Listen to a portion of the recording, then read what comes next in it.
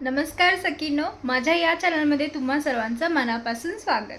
तर आजच्या या व्हिडिओमध्ये मी तुम्हाला काही उन्हाळ्याच्या अशा टिप्स सांगणार आहेत, म्हणजे मी फॉलो करते ते आज मी तुमच्यासोबत शेअर करणार आहे। तर व्हिडिओ शेवटपर्यंत बघा आणि प्लीज आवडल्यास लाईक, शेअर आणि सबस्क्राइब करायला विसरू नका। चला तर मग सुरू करूया आजच्या व्हिडिओला। उन्हाळ्यामध्ये आपण जशी आपली त्वचेची आणि आपल्या केसांची काळजी घेतो तशीच आपण आपल्या शरीराची काळजी घेणेही तेवढेच गरजेचं आहे। तर उन्हाळ्यामध्ये खूप घाम येत असल्यामुळे डिहायड्रेशन होत असतं, त्यामुळे कमीत कमी 2 ते 3 लिटर पाणी पिण्याचा मी नक्की प्रयत्न करते। आणि सखीनो, तुम्हाला जर नॉर्मल पाणी जात नसेल तर तुम्ही डिटॉक्स पाणीसुद्धा करून पिऊ शकता। तर डिटॉक्स वॉटरचा व्हिडिओ माझ्या चॅनलवरती आहे, नक्की बघा। तर डिटॉक्स वॉटरमुळे पाण्याला एक वेगळीच चव येते। तुम्ही तुमच्या आवडीचा फ्लेवर त्यामध्ये घालू शकता, जसे की ऑरेंज, लेमन, पुदिना, वॉटरमेलन, हवं ते तुम्ही फ्लेवर करून तुम्ही ते पाणी पिऊ शकता आणि त्या पाण्याला खूप वेगळी चव असते। आणि 2 ते 3 लिटर पाणी तुम्ही कधी प्याल हे तुम्हालाच कळणार नाही। तर व्हिडिओ नक्की बघा आणि डिटॉक्स वॉटर किंवा नॉर्मल पाणी 2 ते 3 लिटर तुम्हाला प्यायचंच आहे। तर शरीराच्या काळजीनंतर आपल्याला केसांची सुद्धा काळजी घ्यायची आहे। तर उन्हाळ्यामध्ये काय होतं, सारखं घाम येत असल्यामुळे आपण शॅम्पू करत असतो, सारखं आपण शॅम्पू करतो। तर त्यामुळे काय होतं, आपला जो टाळू आहे तो पूर्णपणे ड्राय होतो आणि त्यामुळे खूप सारे समस्या येतात, जसे की डॅन्ड्रफ होणे, पुन्हा केस गळणे, तर अशा समस्या सुरू होतात। त्यामुळे तुम्हाला आठवड्यातून एकदा किंवा 2दा तरी केसांना छान असं ऑइलिंग करायचं आहे आणि त्याच्या नेक्स्ट डे तुम्ही शॅम्पू करू शकता। तर सारखं शॅम्पू करणं टाळायचं आहे आणि आठवड्यातून एकदा छान असं ऑइलिंग करून तुम्ही नंतर शॅम्पू करू शकता। तर आता खूप जणांना ऑइलिंग करणं आवडत नाही, कारण त्यांना बाहेर जायचं असतं, काम असतं। तर त्यांच्यासाठी मी सांगते की तुम्ही शनिवारी रात्री लावू शकता, ऑइलिंग करू शकता आणि रविवारी सकाळी तुम्ही शॅम्पू करू शकता। शरीराला जसं पोषक तत्वाची गरज असते तसंच आपल्या केसांचं सुद्धा पोषण होणं तेवढंच गरजेचं असतं। तर यासाठी तुम्ही वेगवेगळे मास्क ट्राय करू शकता। तर इथे मी दही घेतलेलं आहे आणि त्यामध्ये एक अंड घातलेलं आहे। जर तुम्ही अंड वगैरे खात नसाल तर तुम्ही याऐवजी ॲलोवेरा जेलसुद्धा घालू शकता आणि त्यामध्ये 1 चमचा मी मध घालत आहे। तर हे तुम्हाला छान असं केसांना लावायचं आहे। तर हेच लावायचं असं नाही, तुम्ही कुठलाही वेगळासुद्धा हेअर मास्क ट्राय करू शकता। सखीनो, तुम्हाला अजून एक छान उपाय सांगते। तर तुम्ही जेव्हा हेअर ऑइल करताना त्याच्या दुसऱ्या दिवशी सकाळी तुम्ही कुठलाही मास्क लावू शकता आणि त्यानंतर तुम्हाला केस शॅम्पूनं धुवून टाकायचे आहेत।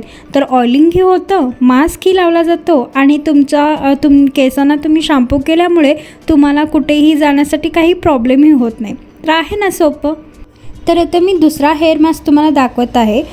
तर मेथी तुम्हाला दह्यामध्ये भिजवून ठेवायची आहे रात्रभर आणि दुसऱ्या दिवशी तुम्हाला ॲलोवेरा जर आहे तुमच्याकडं नॅचरली तर तुम्ही ते यूज करू शकता किंवा ॲलोवेरा जेलसुद्धा वापरू शकता। तर ते घालून तुम्हाला मिक्सी करून घ्यायची आहे आणि ते डोक्याला लावून 30-40 मिनिटानंतर केस धुवून घ्यायचे आहेत। तर ह्या मास्कने तुमचे केस अगदी मुलायम, चमकदार आणि तसंच डॅन्ड्रफची समस्या असेल तर ते सुद्धा कमी होण्यास मदत करते। केसांची काळजी घेतो तसेच आपल्या त्वचेची सुद्धा काळजी घेणे तेवढंच गरजेचं आहे। तर उन्हाळ्यामध्ये खूप टॅन होत असते आपली त्वचा, तसेच घाम वगैरे येत असतो, त्यामुळे आठवड्यातून एकदा तरी किंवा 2 आठवड्यातून एकदा तरी तुम्हाला कुठलाही फेस पॅक तुम्ही यूज करू शकता।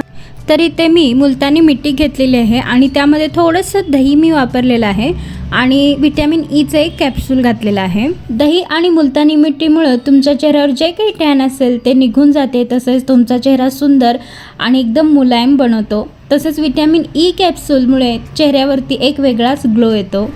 तर हा पॅक लावून एक 10 ते 15 मिनिट तुम्हाला ठेवायचा आहे आणि त्यानंतर तुम्ही कोमट पाण्याने चेहरा स्वच्छ धुवून घ्यायचा आहे। त्यानंतर तुम्ही बघू शकाल की तुमच्या चेहऱ्यावरती किती फरक पडलेला असतो। तर आठवड्यातून एकदा किंवा 2 आठवड्यातून एकदा तरी फेस पॅक जरूर लावा।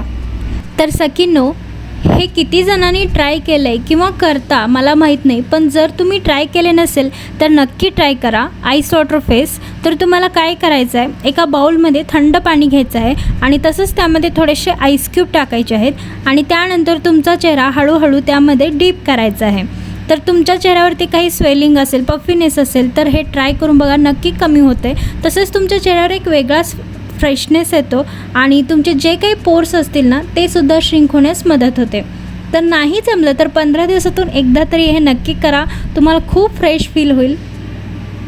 तर चेहऱ्याबरोबरच आपले हात आणि पायसुद्धा खूप टॅन झालेले असतात, तर तुम्ही जे चेहऱ्यासाठी वापरलेलं आहे फेस पॅक ते सुद्धा तुम्ही इथं वापरू शकता. किंवा इथं मी दाखवल्याप्रमाणे थोडंसं दही आणि त्यामध्ये थोडंसं हळद आणि थोडंसं टमॅटोचा रस घालून तुम्ही हाताला आणि पायाला लावायचा आहे.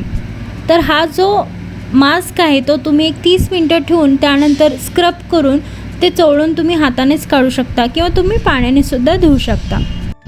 अंघोळीच्या आधी एक 30 मिनटं तुम्ही हा पॅक लावू शकता. तर हा जो पॅक आहे तो मी 15 दिवसातून एकदा तरी नक्की लावते. तर हा मास्क लावून अंघोळीनंतर आपण मॉइश्चरायझर लगेचच लावायचा आहे.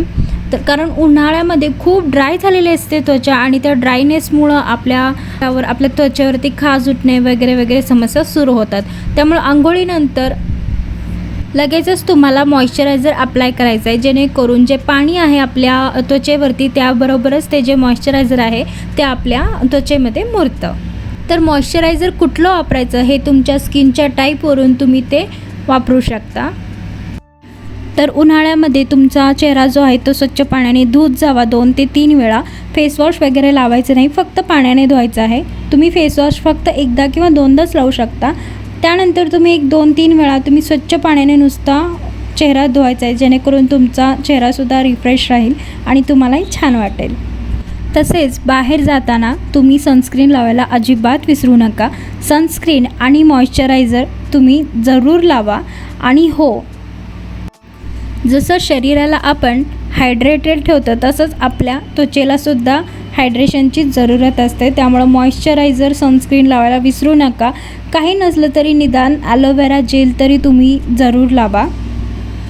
तर ह्या होत्या काही माझ्या समर केअर टिप्स जे मी फॉलो करते. तर तुम्हीसुद्धा नक्की करा आणि व्हिडिओ आवडल्यास लाईक, शेअर आणि सबस्क्राईब करायला विसरू नका. पुन्हा भेटूया पुढच्या व्हिडिओमध्ये. धन्यवाद.